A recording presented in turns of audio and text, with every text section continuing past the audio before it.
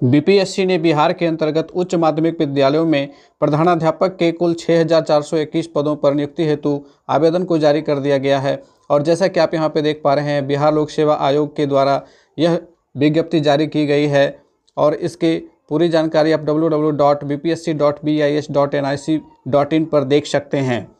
इस वीडियो में मैं आप लोगों को पूरी जानकारी बताऊंगा, A to Z सारी जानकारी दी जाएगी उच्च माध्यमिक विद्यालयों में प्रधानाध्यापक के पदों पर नियुक्ति से संबंधित। तो पूरे वीडियो को वॉच करेंगे, एक एक जानकारी को अच्छे से समझेंगे।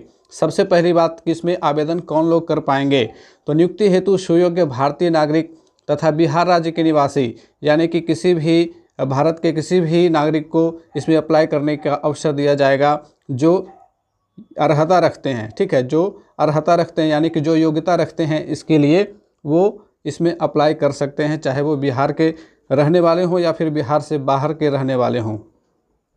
तो इसमें कंपटीशन काफ़ी टफ होने वाला है, बहुत ही ज़्यादा संख्या में आवेदन आएंगे, तो आप अपने तैयारी के लिए तैयार हो जाएं।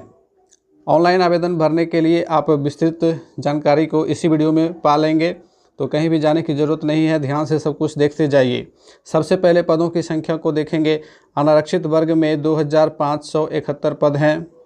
ठीक है, इसी प्रकार आप स्क्रीनशॉट लेकर के अपने अपने कैटेगरी में देख लेंगे। टोटल 6,421 पदों का विवरण यहाँ पे दिया गया है और उन्हीं में से 35% आरक्षण जो है वह महिलाओं को दिया गया है। तो महिलाओं के लिए 2,179 सीटें रहेंगी। वहीं बात करें कि बिहार राज्य के स्वतंत्रता सेनानियों के पोता पोती नाती नातिन के लिए 2% आरक्षित सीट दिए जाते हैं, तो उसमें से 128 सीट निकल करके आते हैं।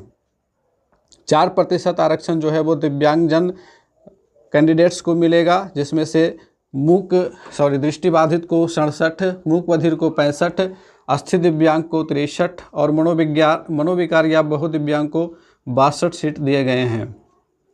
शिक्षा विभाग द्वारा उपलब्ध कराए गए प्रमंडलवार स्वच्छ रोस्टर विवरणी आयोग की वेबसाइट पर उपलब्ध है। यहाँ पे आप जा करके डाउनलोड करके देख सकते हैं, या फिर आप हमारे टेलीग्राम चैनल से जुड़े, आपको सारे नोटिफिकेशन मिल जाएंगे। टेलीग्राम से जुड़ने के लिए लिंक आपको डिस्क्रिप्शन बॉक्स में मिल जाएगा, या फिर आप अपने टेलीग्राम चैनल पर जाकर के शिक्षा को बिना स्पेस दिए हुए टाइप करें। दूसरा नोट आप देखेंगे कि विज्ञापित पदों की संख्या घट बढ़ सकती है, तो कोई बात नहीं है, बढ़ेगी ही, घटने की संभावना तो कम ही है। वेतनमान कितना मिलेगा, तो वेतनमान 35,000 रुपये पर आपका कैलकुलेट होगा। 35,000 रुपये आपका बेसिक पे हो जाएगा और इसके ऊपर जो है सरकार द्वारा समय समय पर दिए गए अन्य भत्ते जोड़े जाएंगे, यानी कि DA, HRA, मेडिकल, ये सब कुछ इसी के ऊपर जुड़ेगा। तो टोटल अलाउंस जो है मिल कर के आपका वेतन कम से कम 50,000 के लगभग बनेगा। बात करें कि शैक्षणिक योग्यता क्या है। सबसे पहली योग्यता कि भारत का नागरिक हो तथा बिहार राज्य के निवासी हों। दूसरा है कि मान्यता प्राप्त विश्वविद्यालय से कम 50% अंकों के साथ स्नातकोत्तर की डिग्री हो, यानी कि आप MA पास होने चाहिए। अनुसूचित जाति, अनुसूचित जनजाति, अत्यंत पिछड़ा वर्ग, दिव्यांग, महिला एवं आर्थिक रूप से कमजोर वर्ग के लिए न्यूनतम निर्धारित अंक में 5% की छूट दी जाएगी। इसको अच्छे से समझ लें कि जितने भी आरक्षित वर्ग के कैटेगरी के कैंडिडेट होंगे उन्हें 5% की छूट दी जाएगी। वहीं जितनी भी महिलाएं होंगी, चाहे वो किसी भी कैटेगरी की हों, उन्हें 5% की छूट दी जाएगी।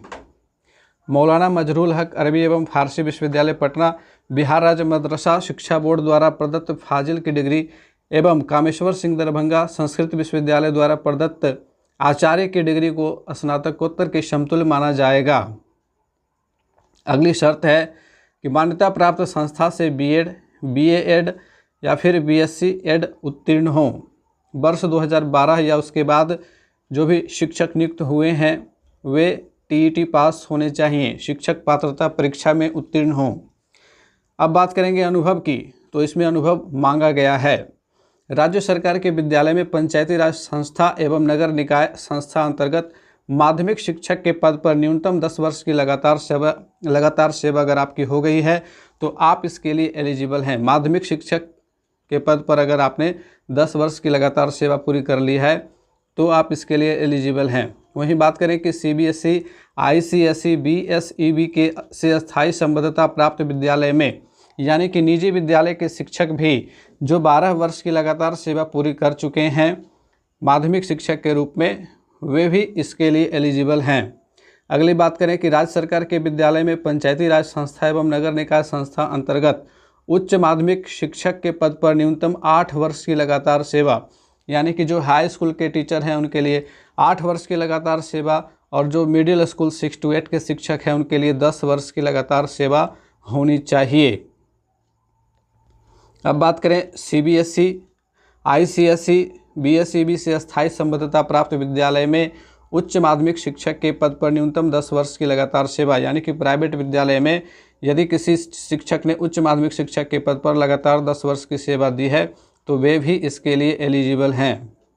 उक्त अवधि की गणना योगदान की तिथि अथवा प्रशिक्षण अर्हता प्राप्त करने की तिथि जो बाद की तिथि हो के आधार पर की जाएगी।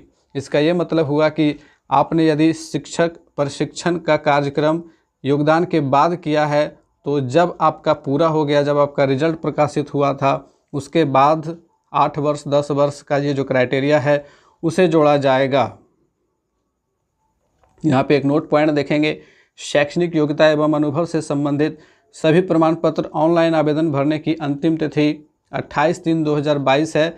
ऑनलाइन आवेदन भरने की तिथि इस तिथि के पूर्व निर्गत होना चाहिए, अन्यथा उम्मीदवार की उम्मीदवारी रद्द कर दी जाएगी।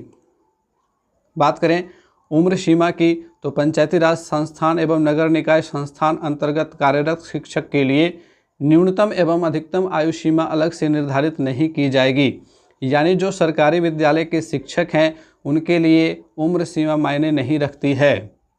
वहीं प्राइवेट स्कूल में जो कार्यरत हैं CBSE, ICSE, BSEB से संबद्धता प्राप्त विद्यालय में कार्यरत शिक्षकों के लिए दिनांक 1/8/2021 को न्यूनतम आयु 31 वर्ष तथा अधिकतम आयु 47 वर्ष होनी चाहिए। आरक्षित वर्ग में शिक्षक के लिए अधिकतम आयु सीमा में सामान्य प्रशासन विभाग बिहार सरकार द्वारा प्रावधानित छूट दी जाएगी। सेवानिवृत्ति की आयु 60 वर्ष निर्धारित है।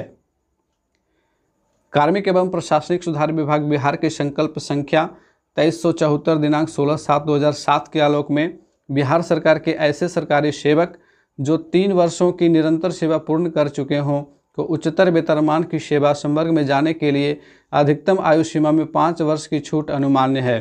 तो बिहार सरकार के सरकारी सेवक को आयु सीमा में छूट का दावा करने की स्थिति में सक्षम प्राधिकार द्वारा निर्गत प्रमाण पत्र जमा करना अनिवार्य होगा। यानी कि कोई अन्य सेवा में है वो भी यहाँ आना चाहते हैं तो उनके लिए इस क्राइटेरिया को दिया गया है। अब बात करें चयन की प्रक्रिया कैसे होगी, तो चयन की प्रक्रिया लिखित परीक्षा के आधार पर होगी। विज्ञापित पदों के विरुद्ध नियुक्ति हेतु सुयोग्य उम्मीदवारों के चयन के लिए आयोग द्वारा लिखित परीक्षा का आयोजन किया जाएगा और यह परीक्षा 150 प्रश्नों की होगी जो वस्तुनिष्ठ बहुविकल्पीय होंगी, जिसमें सामान्य अध्ययन 100 अंक एवं B.Ed कोर्स से संबंधित 50 अंकों की परीक्षा OMR शीट पर ली जाएगी।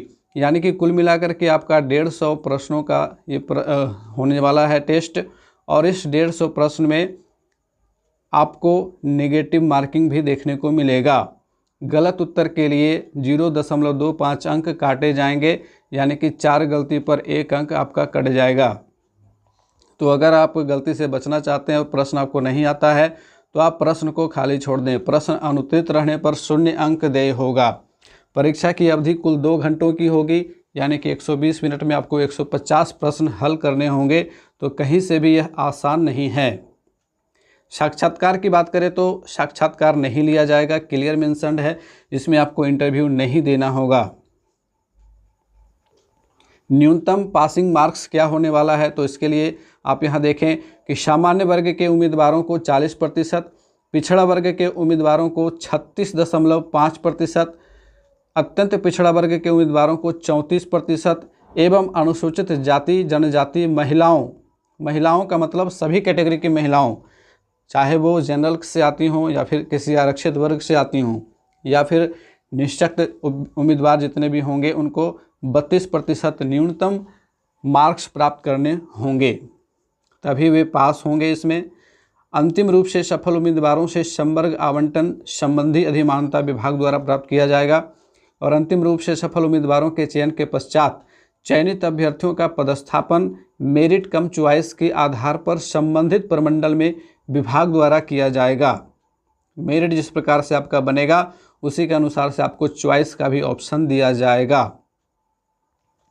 आयोग द्वारा विज्ञापित ऑनलाइन आवेदन पत्र में शिक्षक अभ्यर्थी द्वारा योग्यता एवं अनुभव से संबंधित स्व घोषणा के आधार पर उनकी उम्मीदवारी का मूल्यांकन किया जाएगा।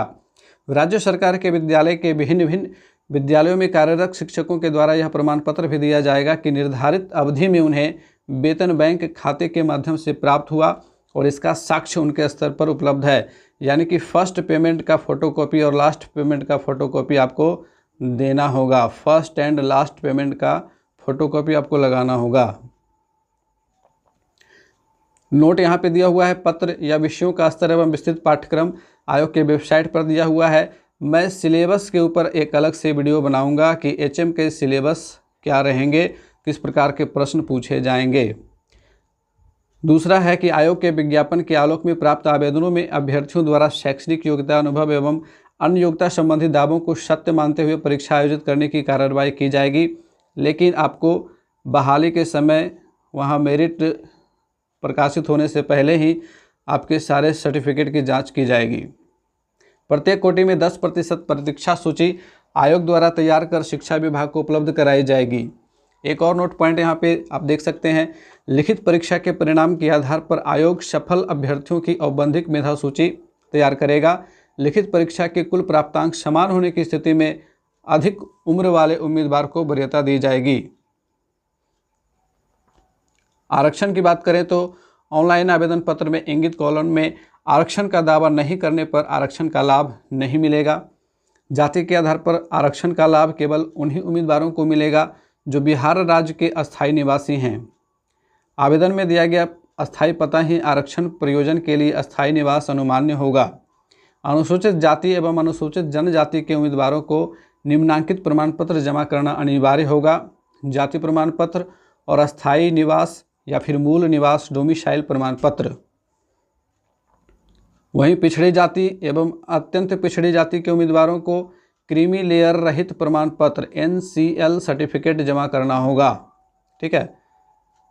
पिछड़ा एवं अत्यंत पिछड़ा वर्ग की दशा में अपने अस्थायी अधिवास अंचल के राज्य सरकार द्वारा अंचल स्तर पर अधिसूचित राजस्व अधिकारी द्वारा निर्गत क्रीमी लेयर रहित प्रमाण पत्र एवं अपने स्थायी अधिवास अंचल के राज्य सरकार द्वारा अधिसूचित अंचलाधिकारी द्वारा निर्गत अस्थायी निवास प्रमाण पत्र अनुमान्य होगा। यानी कि CO के द्वारा जो जारी किया जाता है निवास प्रमाण पत्र वो आपको बनाना होगा और राजस्व अधिकारी RO के द्वारा निर्गत NCL प्रमाण पत्र आपको देना होगा। और यदि कोई महिला आरक्षण का दावा करती हैं तो उन्हें अपना जाति प्रमाण पत्र या फिर NCL प्रमाण पत्र उनके पिता के नाम एवं पता से निर्गत होना चाहिए। यानी कि यदि वे विवाहित हैं तो उनके मायके से होना चाहिए, ना कि उनके पति के नाम से। यदि आप पति के नाम से बनवाएंगे तो आपका आरक्षण का दावा कट हो जाएगा। सामान्य प्रशासन विभाग बिहार की अधिसूचना इतने के आलोक में आर्थिक रूप से कमजोर वर्ग के लिए रिक्ति की उपलब्धता की स्थिति में नियमानुसार 10% आरक्षण देय होगा। आर्थिक रूप से कमजोर वर्ग के सदस्य द्वारा प्रस्तुत किया जाने वाला आय एवं परिसंपत्ति प्रमाण पत्र उपर्युक्त अधिसूचना के साथ संलग्न सूची में सक्षम प्राधिकार द्वारा निर्गत होना चाहिए। आरक्षित कोटि के उम्मीदवार अपनी जाति के अनुरूप पूर्ण रूप से संतुष्ट होने के पश्चात ही आरक्षित कोटि का अंकन ऑनलाइन आवेदन के संबंधित कॉलम में करेंगे। यहाँ पे आपको कोड भरना होगा इस प्रकार से। यदि आप SC कैटेगरी से हैं तो आपको 02, ST से हैं तो आपको 03, EBC से हैं तो 04, BC से हैं तो 05 और EWS में हैं तो 07 आपको डालना होगा। दिव्यांग प्रमाण पत्र भी वैसे कैंडिडेट को देना होगा जो दिव्यांग वाले कॉलम में टिक करेंगे। और आगे बढ़ेंगे। निःशक्तता के लिए कम से कम 40% या उससे अधिक होना चाहिए। 35% सीट जो है वो महिलाओं के लिए आरक्षित होगा। ये तो सभी विभाग में बिहार सरकार में आपको मालूम ही है 35% सीटें जो है वो महिलाओं के लिए आरक्षित हैं। 2% क्षैतिज आरक्षण वैसे लोगों को होगा जो स्वतंत्रता सेनानी के पोता पोती नाती या फिर नतिनी हैं। आगे बढ़ेंगे, महत्वपूर्ण जानकारी को देखेंगे। ऑनलाइन भरते समय आप बिल्कुल सतर्क रहेंगे। किसी भी प्रकार की गलती होने पर सारी जवाबदेही आपकी होगी। आप देखेंगे कि कौन कौन से प्रमाण पत्र यहाँ पे आपको देने होंगे। अभ्यर्थियों को आयोग शिक्षा विभाग द्वारा किसी भी समय मांगे जाने पर सक्षम प्राधिकार द्वारा निर्गत निम्नलिखित प्रमाण पत्रों की मूल प्रतियां सत्यापन हेतु प्रस्तुत करना अनिवार्य होगा। मैट्रिक का प्रमाण पत्र, अंक पत्र, जन्म तिथि के साक्ष्य के लिए। उसके बाद विज्ञापन की कंडिका 3 शैक्षणिक योग्यता के अनुरूप सक्षम प्राधिकार के द्वारा निर्गत प्रमाण पत्र, यानी कि आपको MA तक का सर्टिफिकेट आपको देना होगा सारा अंक पत्र के साथ। विज्ञापन की कंडिका 3 शैक्षणिक योग्यता के अनुरूप अंक पत्र आपको देने होंगे, ठीक है, मार्कशीट देना होगा। उसके बाद शैक्षणिक योग्यता के अनुरूप सक्षम प्राधिकार द्वारा निर्गत अनुभव प्रमाण पत्र आपको देना होगा। अनुभव प्रमाण पत्र आपको विद्यालय एवं BRC स्तर से बनवाना होगा। प्रखंड शिक्षा पदाधिकारी महोदय उसको स्वीकृत करेंगे। इसके बाद है पिछड़ा वर्ग, अत्यंत पिछड़ा वर्ग के उम्मीदवारों के लिए NCL क्रीमी लेयर रहित प्रमाण पत्र। महिला उम्मीदवारों के लिए पिता के नाम एवं पता से निर्गत होना चाहिए, मायके से होना चाहिए। इसके बाद जो इम्पोर्टेंट चीज़ है, ये सारी चीज़ें तो आपको पता ही है, हाल का खिंचा हुआ फ़ोटो वगैरह लगेगा। शुल्क की बात करते हैं तो सामान्य अभ्यर्थियों के लिए 750 रुपये लगेंगे और सामान्य अभ्यर्थियों के साथ साथ OBC EBC को भी 750 रुपये लगेंगे। केवल बिहार राज्य के SC ST कैटेगरी के कैंडिडेट्स के लिए 200 रुपये हैं। बिहार राज्य के स्थायी निवासी सभी आरक्षित या अनारक्षित वर्ग की महिला उम्मीदवारों के लिए भी 200 रुपये फ़ी रखा गया है, चाहे वो किसी भी कैटेगरी से हों। दिव्यांग अभ्यर्थियों के लिए 200 रुपये। ये हो गया आपका आवेदन शुल्क। ऑनलाइन आवेदन कब से शुरू होगा आप यहाँ देख लेंगे। ऑनलाइन आवेदन 5/3/2022 से शुरू हो जाएगा, 5 मार्च से, और ऑनलाइन आवेदन भरने की अंतिम तिथि होगी 28 मार्च 2022। आपको ऑनलाइन भरने के बाद हार्ड कॉपी भेजने की ज़रूरत नहीं होगी, आप उसे अपने पास सुरक्षित करके रख लेंगे। ऑनलाइन रजिस्ट्रेशन कराने के बाद आपको एडिट करने का ऑप्शन रहेगा, जो पेमेंट करने के पूर्व तक ही उपलब्ध होगा, जिसमें रजिस्ट्रेशन के समय अभ्यर्थी द्वारा भरी गई किसी भी प्रविष्टि में एडिट कर सकते हैं आप, यानी कि सुधार कर सकते हैं। और पेमेंट करने एवं आवेदन के फाइनल सबमिशन किए जाने के बाद भी अभ्यर्थी द्वारा स्वयं द्वारा की गई प्रविष्टि को पुनः एडिट कर सकते हैं, जिसके लिए विज्ञापन में आवेदन भरने की अंतिम तिथि निर्धारित तिथि के बाद 1 सप्ताह यानी कि 4/4/2022 तक का समय दिया जाएगा। इस अवधि तक में आप सुधार कर सकते हैं, लेकिन इस अवधि में क्राइटेरिया दे दिया गया है किस किस चीज़ में आप सुधार कर सकते हैं। आप इसका स्क्रीनशॉट ले लेंगे। हालांकि इतनी गलती होती नहीं है, ध्यानपूर्वक भरने के बाद किस प्रकार से सुधार किया जा सकता है उसका भी सारा विवरण दे दिया गया है। अगर प्रविष्टि में गलती हुई है तो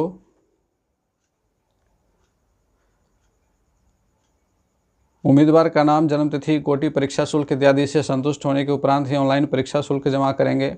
यानी कि आप सब कुछ देख ले एक बार ध्यान से कि मेरा सब कुछ सही सही भरा गया, उसी के बाद आप आवेदन शुल्क जमा करें। आप 1 या 2 दिन का समय लेकर भी भर सकते हैं, कोई दिक्कत नहीं होगी। यहाँ पे आप देख लेंगे स्पष्ट लिखा हुआ है कि ऑनलाइन आवेदन को डैशबोर्ड से डाउनलोड कर हार्ड कॉपी अवश्य सुरक्षित रखेंगे। ये आपको बाद में देना होगा, जमा करना ही होगा। और यह भी सुनिश्चित कर लेंगे कि सभी वांछित प्रमाण पत्र मूल रूप में उनके पास ऑनलाइन आवेदन भरते समय उपलब्ध हैं, यानी कि स्कैन करके आपको मूल प्रमाण पत्र ही देने होंगे।